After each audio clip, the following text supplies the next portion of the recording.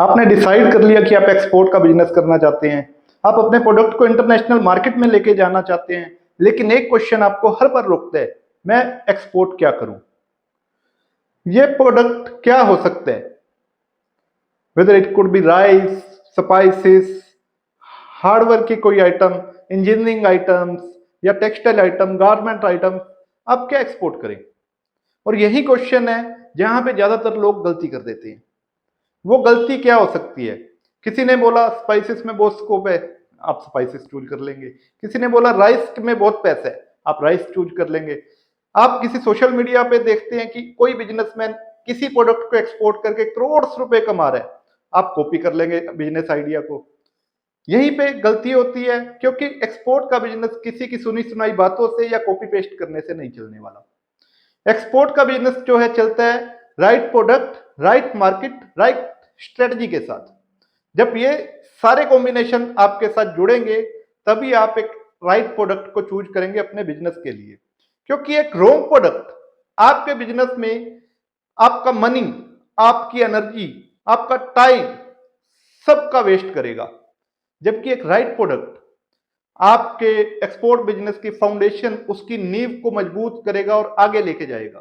तो दोस्तों, आइए इस वीडियो में हम समझते हैं किस तरह से आप एक राइट प्रोडक्ट को चूज करेंगे, किस तरह से आप उसकी मार्केट को सिलेक्ट करेंगे, कैसे आप स्ट्रेटजीज को बनाएंगे और कैसे आप अपने प्रोडक्ट फाइनलाइजेशन के स्टेप्स को कंप्लीट करेंगे। अगर आप सही में एक्सपोर्ट करना चाहते हैं तो इस वीडियो को लास्ट तक जरूर देखें।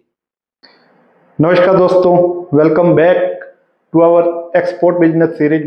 मैं सीए नीतीश छाबड़ा आपके साथ डिस्कस कर रहा था कि कैसे आप अपने एक्सपोर्ट के बिजनेस को जीरो से एडवांस लेवल तक लेके जा सकते हैं। पिछली वीडियो में हमने डिस्कस किया था कि कैसे आप एक एक्सपोर्ट के बिजनेस का सेटअप कर सकते हैं, किस तरह से एंटिटी सेटअप या सिलेक्ट कर सकते हैं। और ये सारी चीजें हमने डिस्कस करने के बाद एक एक्सपोर्ट बिजनेस में डॉक्यूमेंटेशन के ऊपर बात किया, जैसे आईसी के ऊपर हमने बात करी, आरसीएमसी के ऊपर बात करी, आपकी बिजनेस फॉर्मेलिटीज के ऊपर बात करी। लेकिन जब बिजनेस की आप फॉर्मेलिटीज पूरी करते हैं, आप एक्सपोर्ट बिजनेस का सेटअप तैयार करते हैं, तो उसके बाद अगला क्वेश्चन होता है कि कौन सा प्रोडक्ट सेल करना है, राइट प्रोडक्ट कौन सा होगा। तो दोस्तों, इस सीरीज में मैं आपके साथ प्रोडक्ट एनालिसिस की बात करने वाला हूं। यहां मैं एक बात बड़ा क्लियर कर दूं कि मैं आपको कोई 50 प्रोडक्ट्स की लिस्ट नहीं देने वाला हूं कि 50 बिजनेस में काम कर लो प्रोडक्ट्स में और आप बहुत ज्यादा एक्सपोर्ट बिजनेस में प्रॉफिटेबिलिटी कमा लेंगे। क्योंकि प्रोडक्ट की लिस्ट देने से एक्सपोर्ट का बिजनेस नहीं होता है। एक्सपोर्ट का बिजनेस होता है प्रोडक्ट को प्रॉपर एनालाइज करने से और अपनी स्ट्रेटजी के हिसाब से और अपने रिसोर्सेज की अवेलेबिलिटी के हिसाब से आप राइट प्रोडक्ट को एक्सपोर्ट करने से एक्सपोर्ट का बिजनेस जो है स्टार्ट हो। तो दोस्तों, इससे पहले हम आगे बढ़े, मैं आपसे डिस्कस करना चाहता हूं कि 90% ऑफ बिजनेस प्रोडक्ट सिलेक्शन में फेल क्यों हो जाते हैं। उसका सबसे बड़ा कारण मैं आपसे इस वीडियो में अभी शेयर करने वाला हूं। सबसे पहले, following the trends without any research. लोग क्या करते हैं, ट्रेंड को फॉलो करते हैं। जैसे आपने ट्रेंड का मतलब क्या हुआ, आप सोशल मीडिया पे जाएंगे, आप देखेंगे कि एक वीडियो आपको दिखेगी, top 10 products for the export business. आप देखेंगे अच्छा ये 10 प्रोडक्ट एक्सपोर्ट के बिजनेस के लिए बहुत अच्छे हैं। फिर तभी आपको दूसरी वीडियो दिखेगी, उसमें लिखा होगा फ्यूचर एक्सपोर्ट प्रोडक्ट्स। आप देखेंगे अच्छा फ्यूचर में ये प्रोडक्ट होने वाले एक्सपोर्ट, मैं इसी का बिजनेस देख लेता हूं। आपने ट्रेंड को फॉलो नहीं करना है, क्योंकि ट्रेंड फॉलो करने से एक्सपोर्ट का बिजनेस नहीं होता। आपके पास अवेलेबल रिसोर्सेस, आपकी स्ट्रेटजी से एक्सपोर्ट का बिजनेस होता है।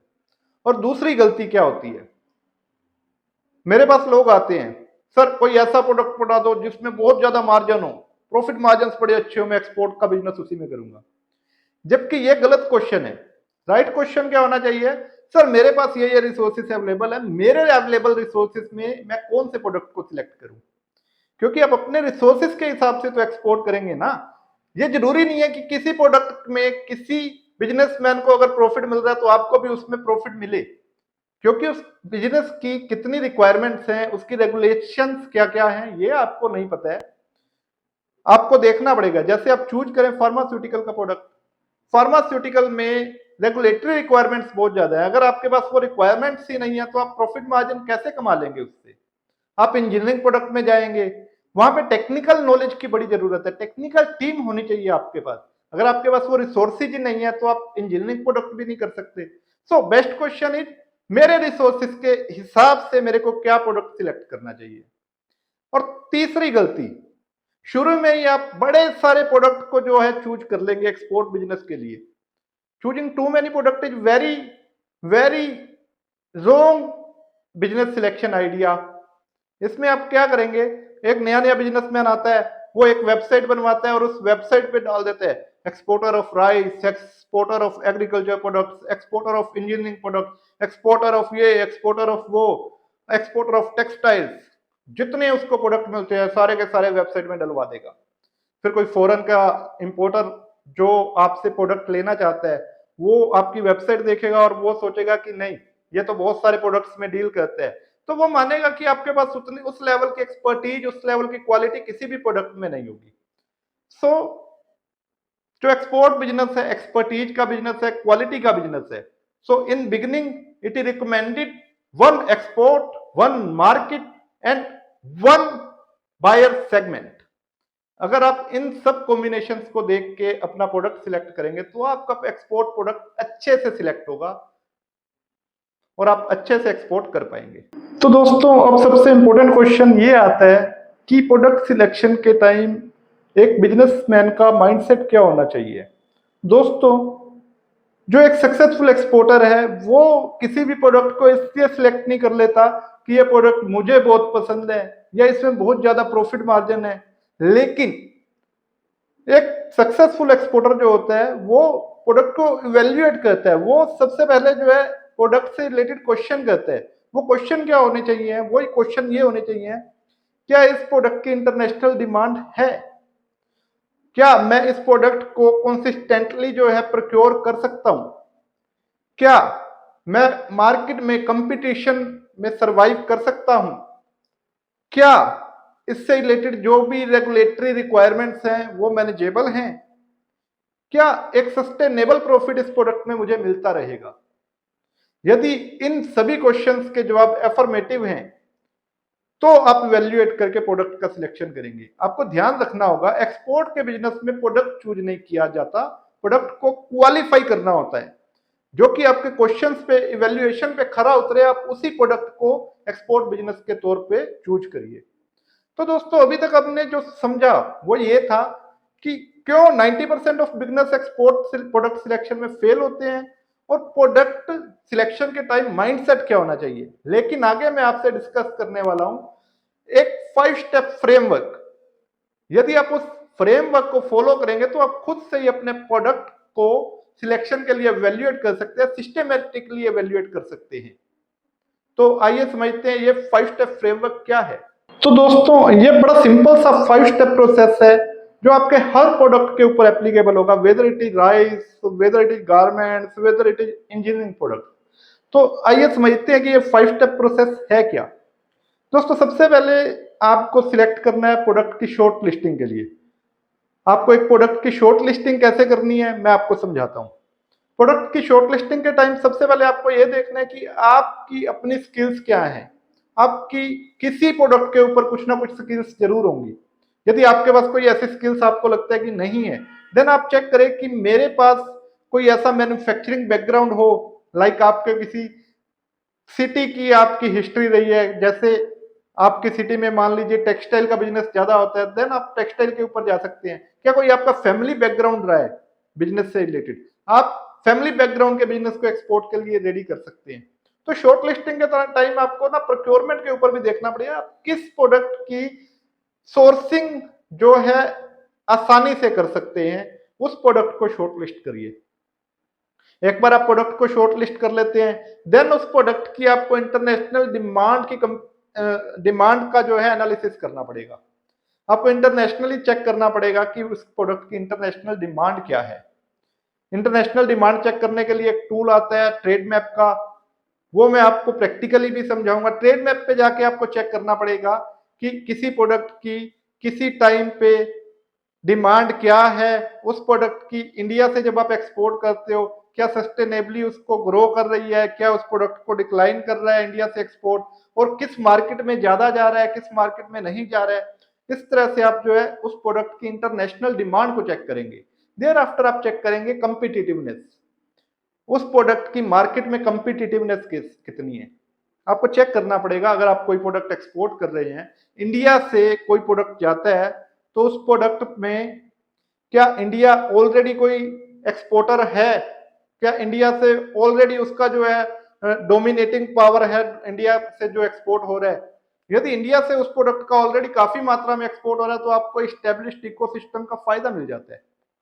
लेकिन यदि इसका उलट ऐसा प्रोडक्ट आप चूज कर रहे हैं जिसमें डोमिनेंस जो है किसी ऐसी कंट्री की है, लाइक चाइना, वियतनाम, तो डोमिनेंस उनका होगा। तो यहाँ पे आपको अगर प्रोडक्ट चूज करना है तो आपको स्ट्रेटजीज उस हिसाब से चूज करनी पड़ेगी। सो आप कंपिटिटिव एनालिसिस करेंगे तो आप प्रोडक्ट सिलेक्शन आसानी से कर पाएंगे।